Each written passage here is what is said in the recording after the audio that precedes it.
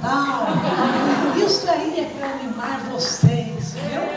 Só pararem quando estiverem na horizontal.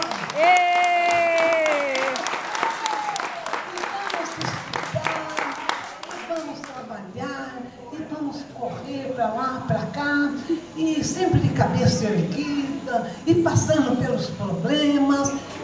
Levanta de manhã, é outro dia, é outro ânimo, novos amigos, novos colegas. Tenho colegas aí de direito, imagina, com 66 anos, indo lá na frente pegar um cartuchinho de direito. Com 55 anos, indo lá no meio da meninada. Tinha meninada lá que tinha a idade de meus netos.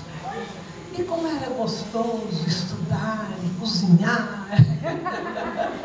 Eu dividi, eu falei para alguém aí hoje, eu punha os livros em cima da mesa da cozinha, e eu estava cozinhando e corria lá para a mesa.